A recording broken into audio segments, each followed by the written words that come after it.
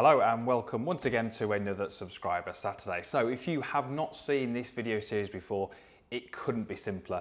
You send me golf swings and I'm going to feature 2 to 3 in the video series each week and give you just a couple of things that you can maybe look at in your golf swing, maybe a couple of things that you can address in your technique, which might help you play a little bit more golf and ultimately just enjoy your time out on the course a little bit more. So again, we've got another 3 swings here. We've got a really good combination. We've got a normal iron swing, we've got a short game pitch shot, and we've also got a left-handed swing as well. So certainly appealing to some of you left-handers out there. Not many of you out there, but we've certainly got one today. So if you'd like the chance to have your swing featured, you can email me at swings@chrisryangolf.com. Or the other way to get your videos over to me is via Instagram, where my handle is @chrisryangolf. Those are the best 2 ways to do that. So get sending me your swings down the line face on whatever it may be, and just attach a little bit of information with that video, maybe what you're struggling with, what your ball flight is, what your tendencies are. It just gives me a little bit of information. Now, as I always say in these videos, these are not hugely in-depth lessons. These are just trying to let these golfers know what maybe direction to take with their changes, maybe what to explore. But I'd advise all of you who are looking to improve your game to seek out a coach who can help you on that journey and give you some good advice. So the first one we're looking at here is Rob Candeland. Now, Rob sent me an email, and just to give you a bit of a background information, we'll play his swing in a minute, but he said that he historically had hit slices, but he had worked quite a lot on wrist angles, and he was now hitting some ground early shots, so some fat shots, and also some hook shots to the left. So you can see Rob's swing on the screen there. So the first thing I'm going to do is actually just play this through so you can see the golf swing. So you can see he's hitting an iron here. Now he actually doesn't have a golf ball in front of him. So there's a very, very good chance that if we were to put a golf ball down there, this swing might change a little bit. It's incredible how different the golf swing can be when you sort of take away the golf ball. However, even though there isn't a golf ball, we're still going to look at a couple of things that Rob can do in his technique here to maybe work on a few things. So if we get him back to the starting position, which is in here somewhere, and we're just going to get Rob all the way up to the top of his golf swing. So we're going to class that as there. Now, there's a lot of really nice things there, but what we are going to look at is his lead wrist position, which is in here, and his club face position. Now, his lead wrist is into a slightly flexed or a bowed position, which would be this motion here. And that was basically what he was telling me in his email. He said he felt like he sliced the ball, he's worked on his wrist angles. So bowing that wrist or putting this kind of arch in it will certainly close the club face by some amount. Now, obviously this is the top of the backswing. We can still change that on the way down, but he's effectively strengthening the club face. When we take a look at the club face and we draw in the leading edge, which is in here somewhere, that club face is excessively closed. More closed than what would be suggested by his lead wrist. Now, he did say he was hitting some hook shots, some left shots here. So I think what's happened here is Rob's probably taken his wrist from an extended or cupped position through to a more flexed position. I actually wouldn't mind that too much. I don't mind it. It's not excessive. It's not a kind of Dustin Johnson move or a John Rahm. It's a little bit flexed, but it's not too bad. But because the club face is so closed, that would indicate to me that his hold on the golf club isn't quite right. I think he's got probably, certainly his top hand as he looks down, rotated too much to his right, which is a stronger position. That's going to promote a more closed face. Then he adds in that flexing of that lead wrist and the club face gets excessively closed. You'll notice if we go right back to the start that he had the club face very, very hooded at this point here early on. You can see that club pointing down towards the ground.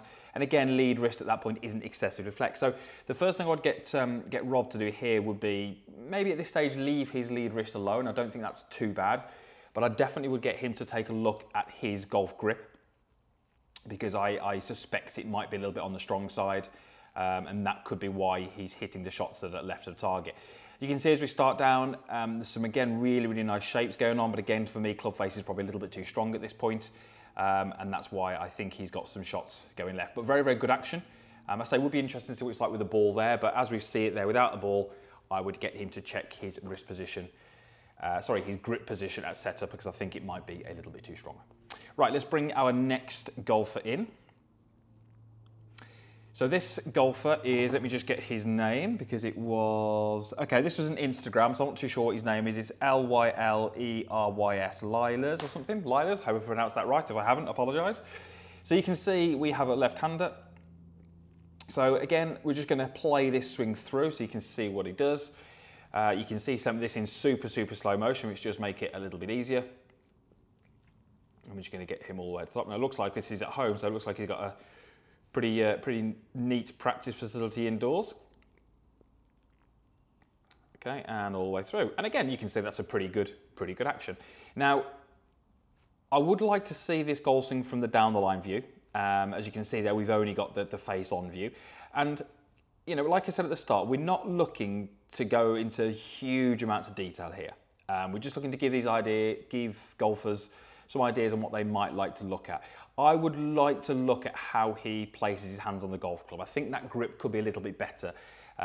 It's really not that easy to see, like a close-up there, but I think we need to get that grip a little bit better. And then the other thing I would try and get this golfer to do is actually just start to feel like he transfers some pressure more through to his lead side. If I mark the front side of his head, you're going to see that as he makes a backswing move, he moves a little bit away from that line. And then as he starts down, he really struggles to ever get back to where he was. Difficult to see, but I would imagine his lead heel is in the air at this point.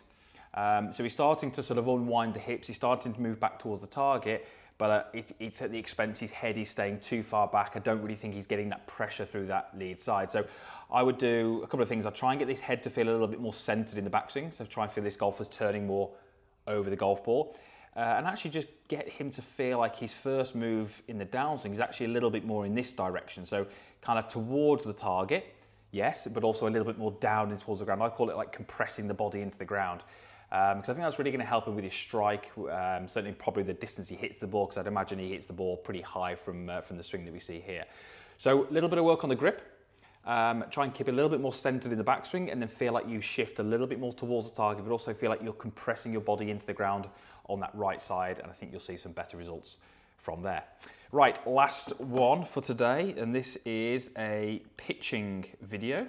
Let me just get this guy's name, Scott Arden. So again, I think this was Instagram. So let's just play this pitch through from Scott, and I'll let you see his swing first. So he said he was hitting this over 30 yards. I think he said he played off 9, so he was a good player, but he felt that this was an area of the game that was holding him back. So if he plays off 9, we're not expecting this to be terrible. You know, we know it's not terrible. He can obviously play some decent pitch shots. He said he felt this was holding him back. There's certainly a few things I would look at in this technique. Certainly for the distance he's hitting the ball, I would say that's a fairly long golf swing. He said he was trying to hit this ball 30 yards. If the golf swing is too long, there's often a reason for that. I would suggest, and again, I can't measure this, but I would suggest that his launch angle is a little bit too high. I'm going to guess that he's launching this ball probably somewhere in the region of over 40 degrees. I'm going to guess it's kind of 44. That is a real guess. Don't quote me on that. But what that means is if the ball's taking off too high, it means that you need a longer swing, more speed to get the desired distance. So the first thing I'd really get Scott to do here would be actually just to ask him to hit a slightly lower flight and just see what he did.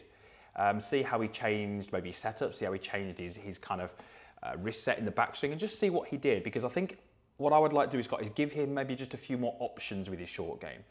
You know, certainly there's a few things we could tweak here. I think his leg action could do with being a little bit better.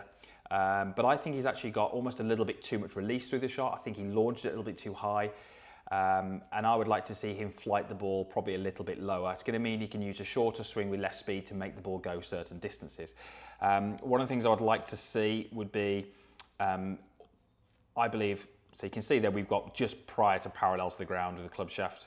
And then the next one is maybe just post parallel. But I almost think he's almost got a little bit too much lag too late in his golf swing. And then he starts to get that out, he starts to add a lot of loft, and he gets this high ball flight. I'd almost like to see a little bit more width in there, and just see if he can control the flight of that golf ball. Short game shots I think are great to talk about because we can really discuss a few ideas. The difficulty is, you know, we never really know what the golfer's intent is. You know, he could be trying to hit this ball incredibly high. If he is, then it's absolutely fine. But if he is trying to hit this a standard pitch shot, I think it's a little bit too high. I would like to give him the ability to flight it differently. Look at just 3 flights to begin with, a high, a medium, a low. Because what I think he would be very surprised at if you took him to a, let's say, European Tour, PGA Tour event, he'd be quite surprised at how low the golfers that he watches fly these 30, 40 yard pitches. They tend to launch between 30, 35 degrees, but a lot of spin. I think this is launching probably above 40. and that's why he has to use that long swing to get that ball to go that certain distance. So tricky on that one, because I wouldn't dive in and change anything just yet. I'd want to see what he was like at changing flights, because it may well be that actually he just needs to intentionally try to fly the ball a little bit lower, and we start to get some better things happening. So 3 golf swings there, all a little bit different. You know, saying it again in this video, this isn't a massively in-depth lesson. This isn't going to replace your one-to-one lesson that hopefully you're going to be having with your local coach, but it might just help you, if this was you on this video, it just pursue some ideas in your golf swing and maybe just, you know, play around with a few things during practice. So hopefully that was helpful. If you like the video, give it a thumbs up, which is down below. There's a comments box down there. And of course, send me your golf swing. swings@chrisryangolf.com is my email, or Instagram, it's @chrisryangolf. Send them across. You may well feature on one of these videos, and hopefully we can help you out with your golf game. Thank you for watching. Usual stuff, as always, is down below. There is also a link to subscribe over here. So click that link. It means you won't miss any of the upcoming videos. Thank you very much. We shall hopefully see you back here again next week.